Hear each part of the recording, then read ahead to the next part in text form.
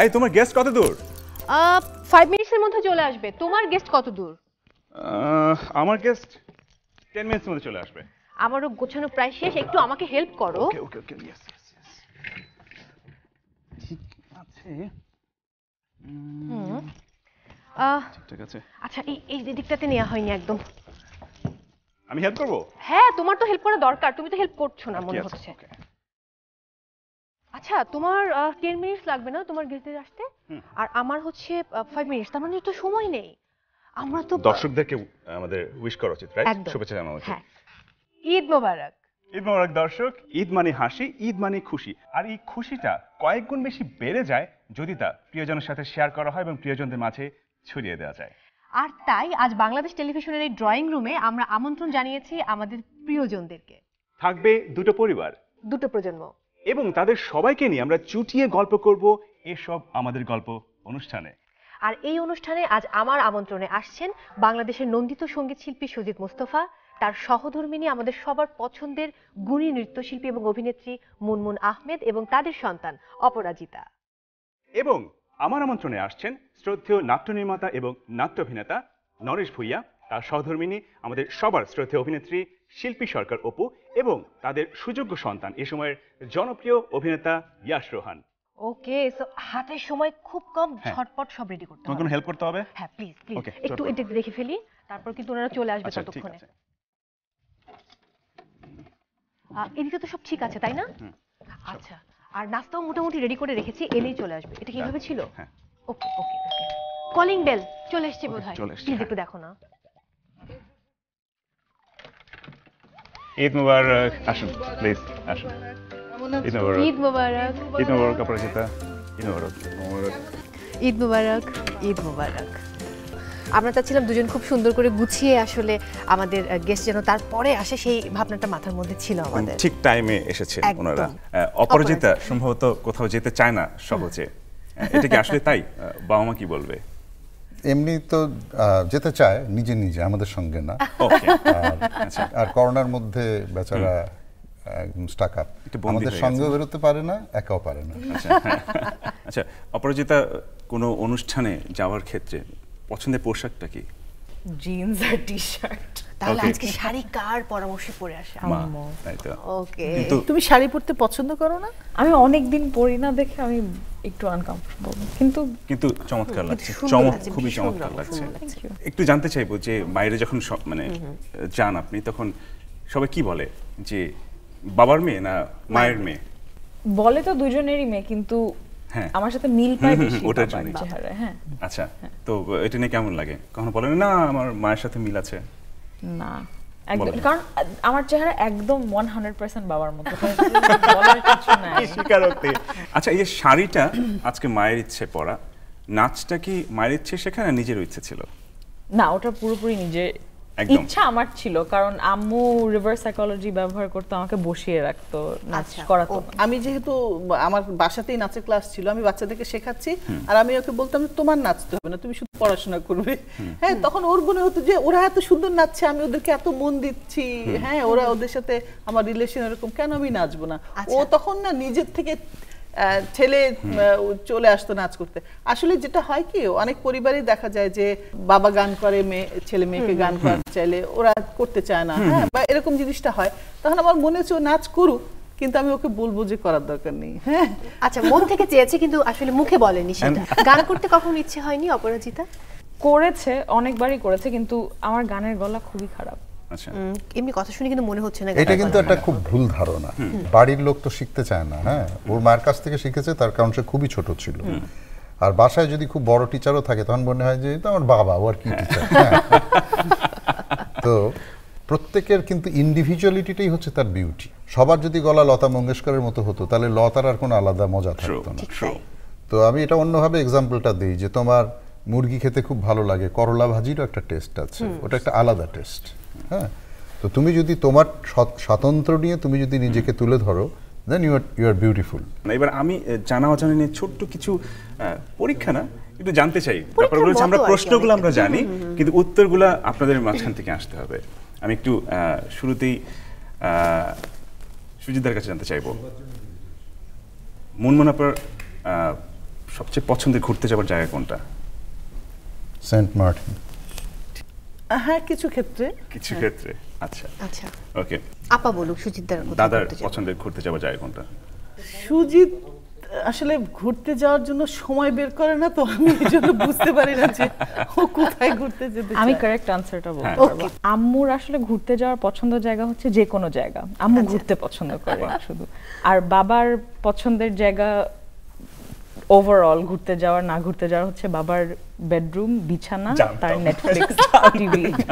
এবং সবাই বাসে থাকবে, মানে সে কেউ কোথাও যাবে না, তাহলে প্রেসার উঠে যাবে, হসপিটাল যেতে হবে। কিন্তু উত্তরটা কিন্তু তাহলে তিনজনের ঠিক।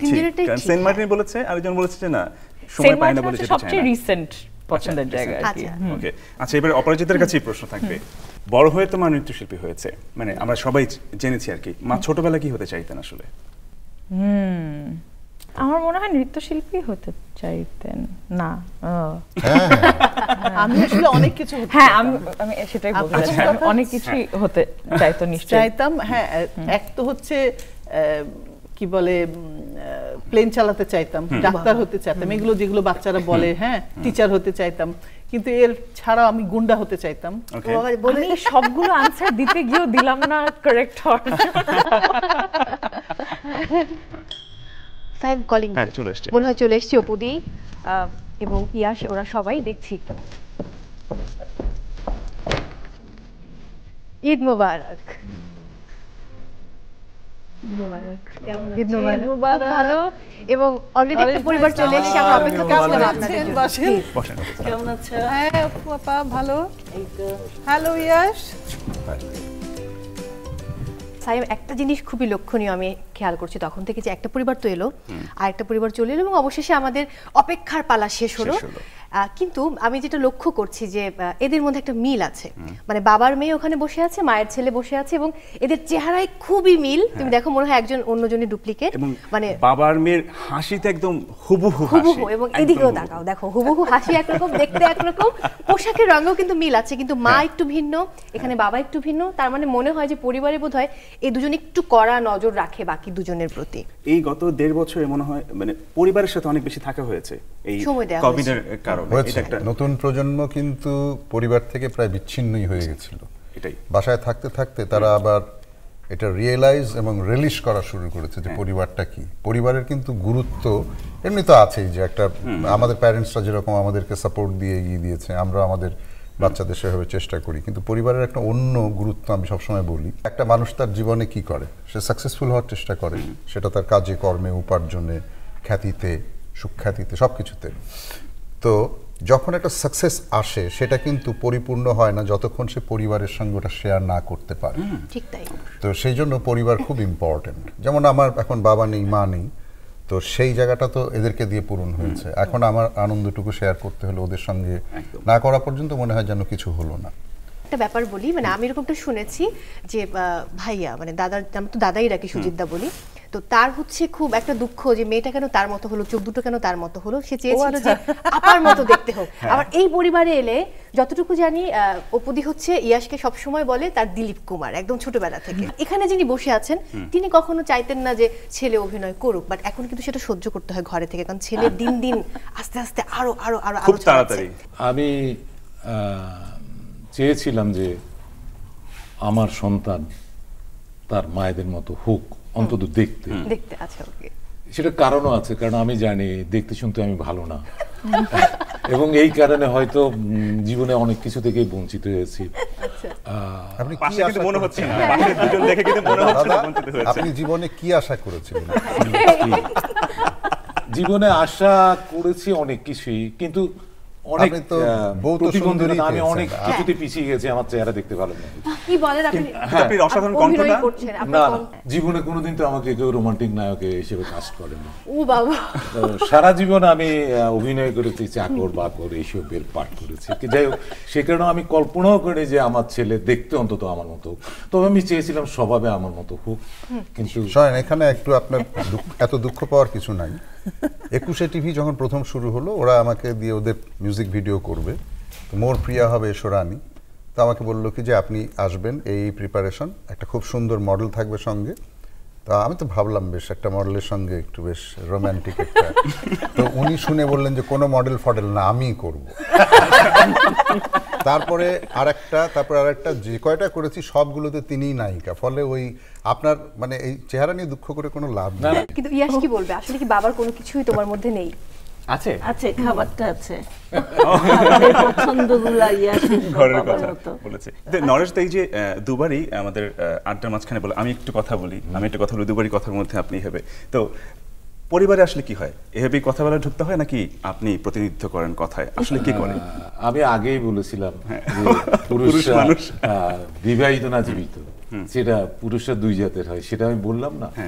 এটা আমাদের সমাজে পুরুষরা শাসন করতে পারে সংসারে খুব কম জনই, কিন্তু উপদি কিন্তু ক্যামেরার সামনে অলওয়েজ মায়াময়ী, মানে একজন মায়ের ক্যারেক্টার, মানে দেখে মনে হয় যে এরকম একজন মা সবার ফ্যামিলিতে দরকার। কিন্তু বাইরে মানুষ যা দেখায় ঘরে কিন্তু তা না।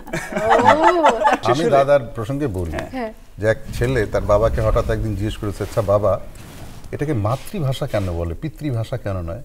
তখন বাবা বেশ অনেকক্ষণ চুপ করে থেকে গম্ভীর মুখে, খুব কাঁদো কাঁদো মুখে বলল, আমার কি কোনো কথা বলার অধিকার দেখেছো বাবা? এরা যখন একসঙ্গে তিনজন একই জায়গায় কাজ করে, আমার খুব জানতে চাও যে তখন সেই পারিবারিক বন্ধন থেকে বের হয়ে গিয়ে হয় না যে কখনো হয়তো মা শাশুড়ি হচ্ছেন, বাবা হয়তো অন্য ক্যারেক্টার, তাকে আঙ্কেল ডাকতে হচ্ছে, সেই সময়টা কেমন হয় ইয়াশের কাছে যদি জানতে চাই? প্রথম দিকে আমার একটু আনইজি লাগতো, একটু আনকমফোর্টেবল লাগতো, বাট নাও ইটস ফাইন।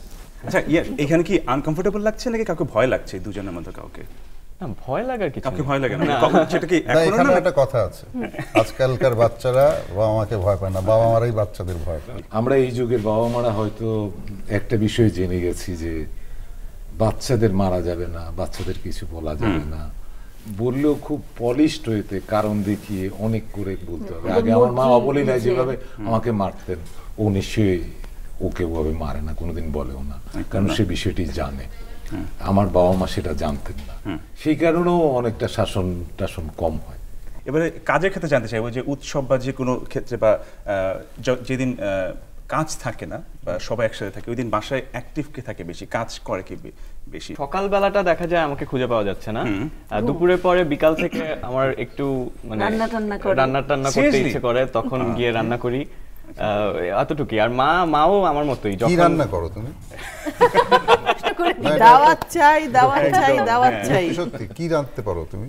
আমি অনেক কিছুই পারি আঙ্কেল, বিরিয়ানি, লুচি, আলু না সে ঢোকে, কিন্তু সেটা পারিবারিক প্রয়োজনে, তার নিজের প্রয়োজনে, যেটা রান্না করতে ইচ্ছে করে, খেতে ইচ্ছে করে, আপনি কি মনে করেন আমাদের প্রয়োজনে ঢোকে?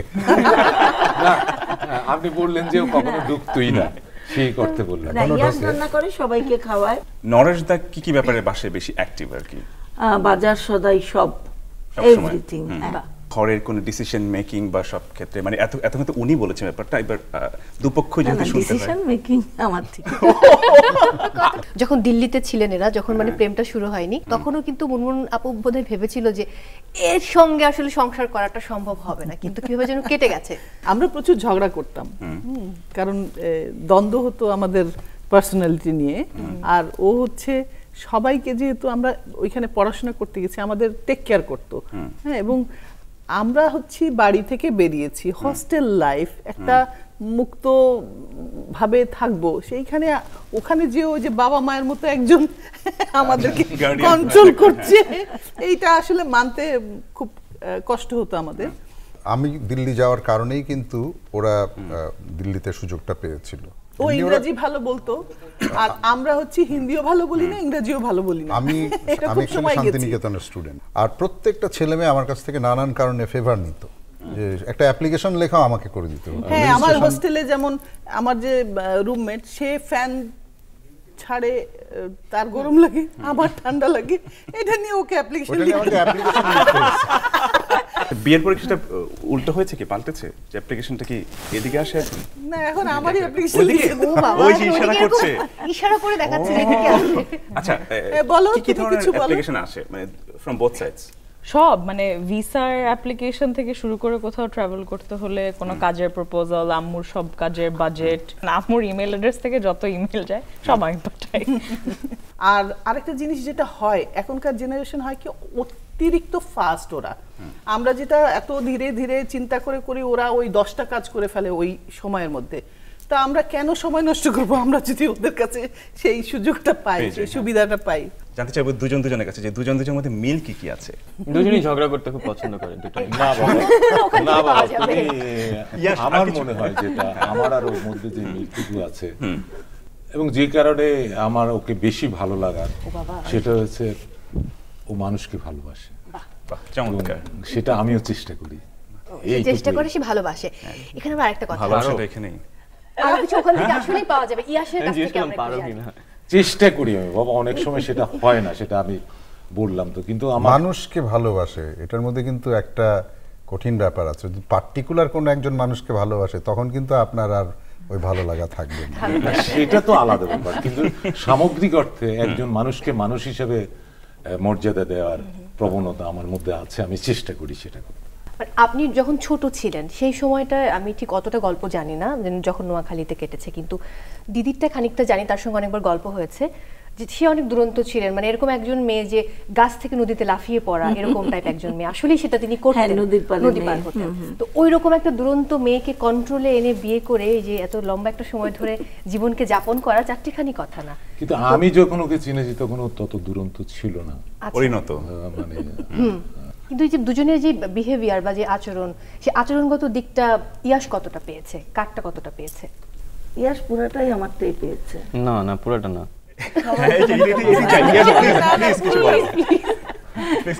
না, আমি যেটা মানে ফিল করি যে মার যত বদ অভ্যাস, বাবার যত বদ অভ্যাস, I got all of them. আচ্ছা, এবার দুজনকে জানতে চাইবো, তোমার কিছু বদ অভ্যাস গুলোই বলো। তুমি বদভ্যাসগুলো শুনতে থাকো, এই ফাঁকে আমি একটু নাস্তার ব্যবস্থা করি, কারণ আমাদের এত সুন্দর বিটিভি হ্যাঁ এখন বদভ্যাস, আমরা নাস্তা দিচ্ছি না। ওকে, আমি আসছি। বলো কি কি তোমার কি কি ব্যাড হ্যাবিটস রয়েছে? না, আমার একটা জিনিস যেটা হয় যে আমি দেখা যায় আমার বিছানার ওপর মানে আমার অনেক অনেক জিনিসপত্র, আমার সব জিনিসপত্র আমার বিছানায় থাকে, আমার বই, আমার ঘড়ি, ফোন, চার্জার, এভরিথিং। এন্ড আমি হঠাৎ করে একদিন দেখি মার রুমে গিয়ে that her bed is exactly like that. I'm like, oh, okay. So আমি তোমার থেকে পাইলাম এটা। একটু হেল্প করো। আমরা আসলে ফ্রেশ ফল দিতে চেয়েছি, যেহেতু করোনাকালীন টাইম, এবং আমরা একটু স্বাস্থ্য সচেতন, বিশেষ করে সাইমকে দেখলে বোঝা যায় সে কতটা সচেতন। সো এই জন্য আসলে ফল দেয়া। তুমি কি একটু সার্ভ করবে? হ্যাঁ, সার্ভ। ওকে, আমি এদিকটাই করব। ওহো, এটা দিও না, এটা দিও না। রাইট, আমরা একটা তুলে নেই, তারপর এটা ওখানে নিয়ে যাও তুমি।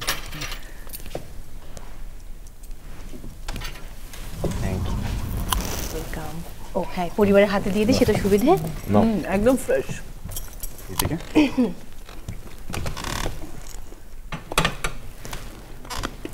বলো।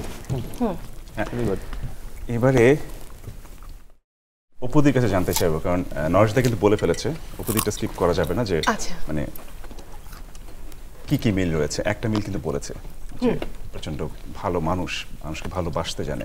অপুদি, আর কি মিল রয়েছে? কঠিন প্রশ্নের কি উত্তর পেয়েছেন? দুজনেই নাটক করতে ভালোবাসি। কি সেফ সাইডে, কি সেফ সাইডে আনসারটা ছিল। নাটক করতে ভালোবাসি না, ও সেটা শুটিং এ নাকি বাসায়? মানে অভিনয়টা নেশা, এটা কি? অভিনয়টা দুজনেরই এক। এটা একটা মিল না, দারুণ ব্যাপার যে এই জায়গাটায় আমরা দুজনেই থাকতে চাই। আচ্ছা, ওকে। আর এবারে এদিকে জানতে চাইবো, অপরাজিতা। নাম তো অপরাজিতা, ফুলের নাম, আবার অপরাজিতা কিন্তু যে কখনো পরাজিত হতে চায় না, এমন একজন নারী আর কি। হ্যাঁ, মানে বাবার মধ্যে মিল কোথায়, এটা ইয়াসি রাস্তাটা দেখিয়ে দিয়েছে যে ওই দুজন বলার চেয়ে সন্তান বলাটা মনে হয় বেশি ভালো আর কি। এবং সঠিক তথ্যটা কিন্তু সন্তানই দিতে পারবে। হ্যাঁ, পাওয়া যায়। বাবা মামার মধ্যে মিল কি কি রয়েছে সেও ভাবছে। আমি এখন শুধু অমিলি চিন্তা করছি। ও অমিলি ভাবছে, মানে সবাই কেন অমিলি খুঁজে পায়? এটা একটা কারণ হতে পারে, কারণ আমার ধারণা মিলগুলো এত বেশি হয় যে মিলগুলো আমাদের চোখে পড়ে না, তখন সেটা অনেক বেশি চোখের সামনে আসে যখন সেটা অমিল হয়। আমি বলে দিতে পারবো, ও তখন এগ্রিও করবে। আচ্ছা, যেমন আমরা দুজনই খুব কোয়ালিটি কাজ করতে পছন্দ করি, আমরা দুজনই খুব honest to our work, we are very serious about our students. তারপরে সংসার, মানে দুজনের কাছেই সংসার গুরুত্বপূর্ণ, আমাদের স্টাইলটা আলাদা আর কি। আচ্ছা, স্টাইলটা আলাদা বলে হয়তো অমিল বলছে, কিন্তু সংসারটা খুব গুরুত্বপূর্ণ। অবশ্যই। তো এর থেকে তো আর বেশি মিল দরকার নেই। একদম না। আর এবারে আপনার কাছে জানতে চাইবো যে মা আর মেয়ে, উনি বলেন যে মা মেয়ের মধ্যে কেমন সম্পর্ক হয় জানোই তো এরকম, কিন্তু তারপরেও কি মিল রয়েছে? মা দুজনেই দুর্দান্ত ডান্সার। ওর সিরিয়াসনেস এক ধরনের, মুনমুনের এক ধরনের। মুনমুন যেমন শুধু নাচটাকে নিয়ে যেমন ভাবে, ও নাচের সঙ্গে সম্পৃক্ত আরো 100 জিনিস ভাবে, যে ওটাকে কিভাবে ফিউশন করা যায়, মডিফাই করা যায়, কন্টেম্পোরারি ডান্সের সঙ্গে ওটাকে কম্পেয়ার করে ওটার একটা অন্য হাইট তৈরি, মানে ইন্টারন্যাশনাল অ্যারেনাতে ওটাকে নিয়ে যাওয়া যায়, সেটার মার্কেটিং কিভাবে করা যায়, সেটার সঙ্গে প্রযুক্তিকে কিভাবে সম্পৃক্ত করা যায়, এইগুলো এবং এগুলো সে কাজও করে। এই জায়গাটা আবার আমার সঙ্গে তার মিল, আমরা দুজনেই খুব ইলেকট্রনিক্স ফ্রিক আর কি। আচ্ছা, ওকে। আর তো সোশ্যাল মিডিয়াতে কে বেশি অ্যাক্টিভ? মুনমুন। আর এই পরিবারে? দুজন। বাবা। বাবা আসলে ইলেকট্রনিক মিডিয়া, এই মিডিয়াতে আমি কিছুই জানতাম না, কম্পিউটারে আমি এখনো কিছুই জানি না। তো প্রথমে আমাকে যখন আমার বড় ছেলে একটা অ্যান্ড্রয়েড ফোন কিনে দিল, তখন দেখলাম যে ওটাতে লেখা টেখা যায় আর কি, টাইপ করতে আমি চেষ্টা করলাম, দেখি পারি, আস্তে আস্তে পারি। এবং লিখতে লিখতে তখন আমি দু একটা কারো একটা কমেন্ট দেখলে, কারো একটা সুন্দর ছবি দেখলে, বিশেষ করে মেয়েদের, আমি দু একটা লাইন লিখতাম। আচ্ছা।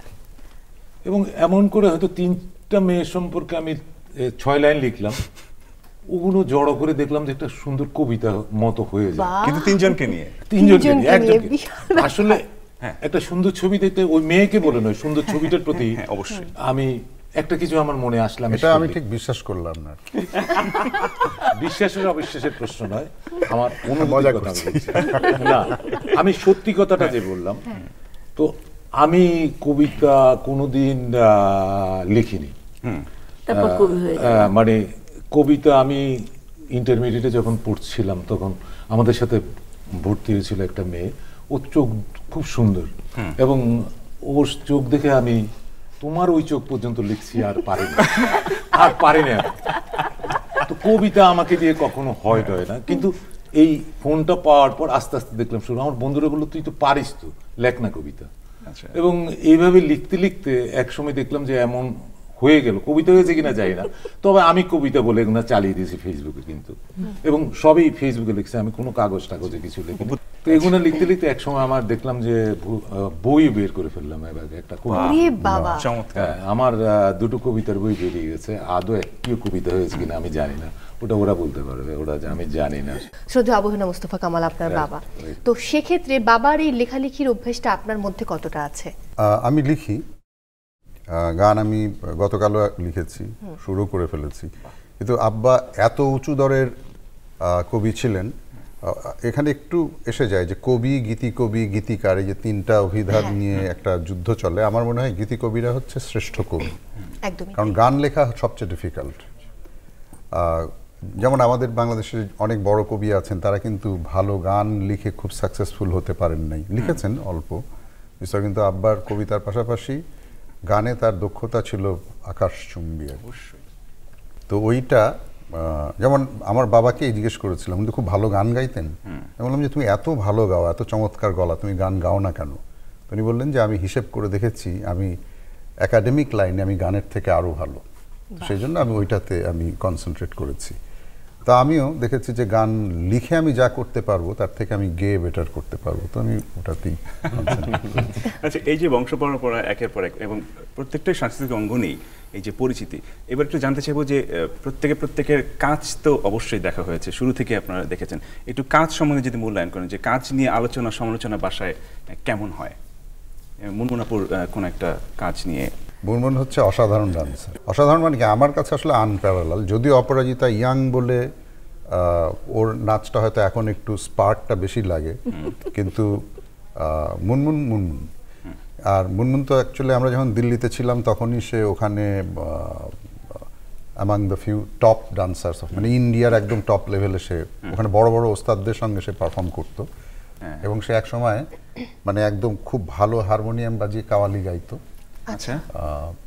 এখন মানে এক সময় কেন এখন কেন হয় এক না? সময় কেন, আমরা যখন ছোট ছিলাম আমার বাবা যেখানে যা টিচার পেত ধরে নিয়ে আসতো বাসায়। সে যা জানে শিখে ফেলো, সে যা জানে শিখে ফেলো, এবং এটা আমাদের বাসায় একদম ট্রেন্ড ছিল। তো একটা সময় আমরা গান শিখতে শিখতে একজন নবীনা কাওয়াল বলে একজন কাওয়ালকে আমাদের বাসায়, আমি বীরপুরে থাকতাম তো ওখানে একটা বিহারি মহল্লা আছে এবং ওইখানে ওই যে খাজা বাবার ওরস টোরস হতো, ওখানে নবীনা কাওয়াল খুব ভালো মানে কাওয়ালি গেয়ে বিশাল নামটাম করেছে। আব্বা তাকে বাসায় নিয়ে এসছে এবং সে আমাদেরকে কাওয়ালি শেখানো শুরু করলো, এবং শুধু কাওয়ালি না, উনি যে হারমোনিয়াম বাজাতেন সেই জিনিসটা আমাকে শেখালেন এবং আমি খুব দ্রুত হারমোনিয়াম বাজাতাম এবং আমি কাওয়ালিও এমন শিখলাম যে আমার দুই বোন মানে ওটাকে কি বলে দোহার, হ্যাঁ, এবং আমি হচ্ছি মাঝখানে। এবং একবার এরকম হলো মিরপুর 11 নম্বর বাজারে ওরস হবে, আব্বা বললেন তোমাদেরকে ওখানে গাইতে হবে। ও বাবা, গাইতে হবে। তখন আমরা তো খুব লজ্জা পাচ্ছি, এটা কেমন কথা যে একটা বাজারে একটা ওরস হবে, ওরা স্টেজ করেছে, সেখানে গাইতে হবে। তা আমার মা বললো যে তোমাদের, আব্বা তো জুলুম করে যে গাইতে হবে মানে গাইতে হবে। তখন বলছে, আম্মা বলছে যে অসুবিধা কি, তোমাদের গান তোমরা গেয়ে চলে আসবে। তা আমি গাচ্ছি ঝোলি হামারি ভর দেন আজ মেরি খ্বাজা বলে, আমি যে গান করছি আমার বোনরা তালি বাজাচ্ছে, আমার হারমোনিয়ামের উপরে এইরকম টাকার মানে হ্যাঁ মানে সেরকম অবস্থা হয়েছে।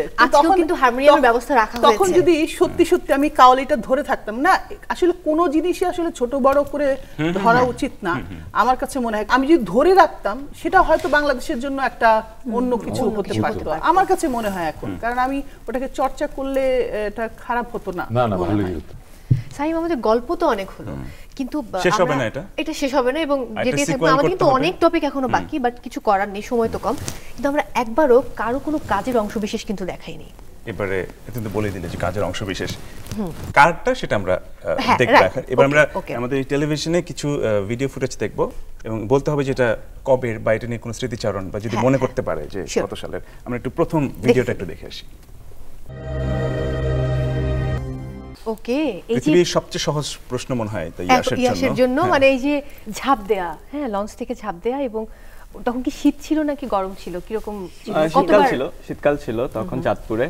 আর আমার এটা আসলে আমাকে বলা হয়েছিল যে আমি করছি না এটা, মানে there will be a stand-up থাকার কথা ছিল। তো আমি আসলে খুবই চিল্ড ছিলাম যে ওকে ফাইন, আমি কিছু সাঁতার জানতে, হ্যাঁ, বাট অত উপর থেকে লাফ দেওয়ার মানে এক্সপেরিয়েন্স তো ছিল না।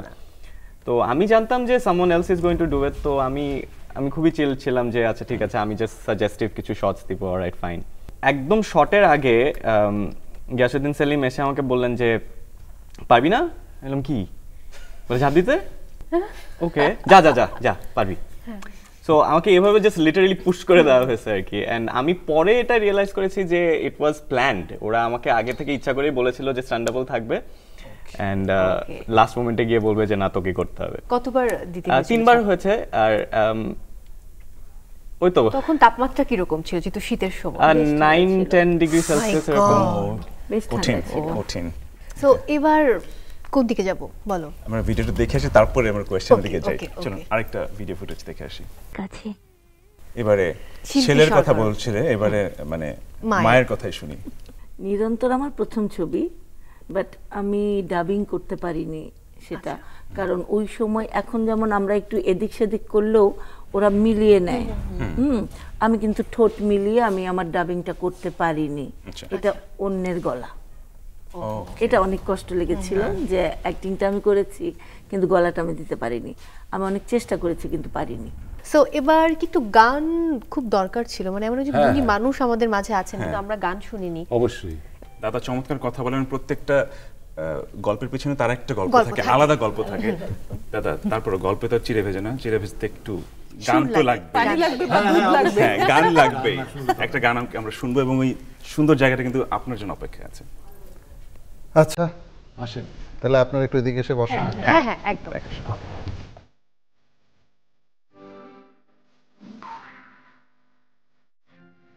আসেন আপনারা এই পাশে বসেন।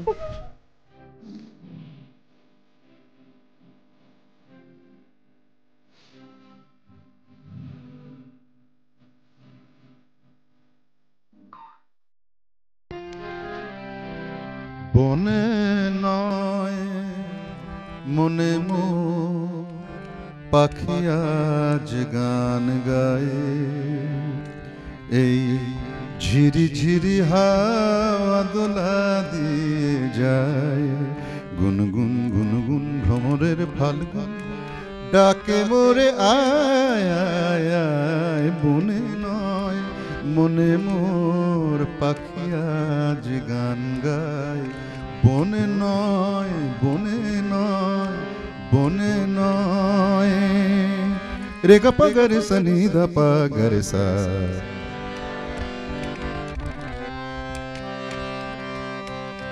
একই তবে রূপময় অপরূপ দিল ডাক, স্বপনেরও সমারোহে বেলায় আজ কেটে যাক, সুর আর সুরভিতে অনমনা মন যেন তারি সাড়া পায়, এই ঝিরি ঝিরি হাওয়া দোলা দিয়ে যায়, গুনগুন গুনগুন ভ্রমরের ফাল্গুন ডাকে মোরে আয় আয় আয়, মনে নয় মনে মোর পাখি আজ গান গায়, বনে নয় বনে নয় বনে নয়।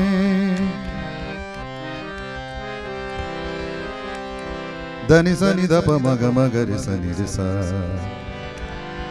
গা পা নি পা গা পা মা গা মা গা রে সা নি রে সা।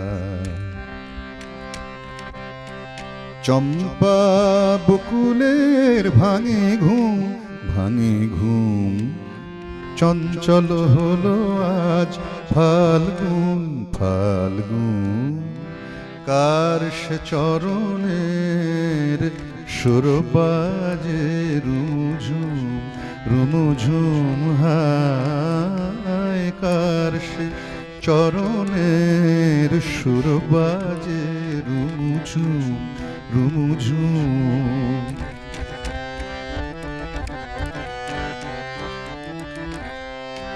রঙে রূপে জানি না সুন্দর লীলাকার, একই তবে জীবনে মধুরের উপহার, তার ফুল বাঁশরিতে এই আমি আপনারে যেন খুঁজে পাই, এই ঝিরি ঝিরি হাওয়া দোলা দিয়ে যায়, গুনগুন গুনগুন ভ্রমরের ফাল্গুন ডাকে মোরে আয় আয় আয়, বনে নয় মনে মোর পাখি আজ গান গায়, বনে নয় বনে নয় বনে নয়। আচ্ছা, আমাদের এই দুই পরিবারের এবং দুই প্রজন্মের আড্ডা মনে হয় শেষ হবার না। আমার মনে হচ্ছে যে অনেক গল্প বাকি, আমার অনেক প্রশ্ন বাকি, ওর অনেক প্রশ্ন বাকি। এখন সময় পাল্টেছে, আমরা এখন মোবাইলে স্ক্রিপ্ট করি। আমার কাছে মনে হচ্ছে যে বাকি সবগুলো বাকি রয়ে গেছে, হয়তোবা অন্য কোনো ঈদে বা অন্য কোনো সময় আমরা কথাগুলো বলবো। অনেক অনেক ধন্যবাদ দুটি পরিবারকে আমাদের এই মানে ডাকে সাড়া দেওয়ার জন্য, আসার জন্য। Thank you so much. তোমাদেরকে অনেক ধন্যবাদ। অনেকদিন পরে বাড়ি থেকে বের হয়ে, যদিও করোনা ভয়, তারপরেও একটুখানি মনে হলো যেন নিঃশ্বাস নিতে পারলাম, এরকম ভালো লাগছে। আপনাদের সবাইকে আরো একবার ধন্যবাদ এই অনুষ্ঠানে আসার জন্য। প্রিয় দর্শক, যেন শেষ হয়ে শেষ হলো না এসব আমাদের গল্প। আমরা সব সময় চাই এমন মিষ্টি এবং সুন্দর গল্প থাকুক প্রতিটি পরিবারে। আর সেই কামনায় আজকের মতো বিদায় নিচ্ছি। আমি সায়েম এবং আমি মৌসুমী মৌ। সবাইকে আবারও ঈদের শুভেচ্ছা। ঈদ মোবারক।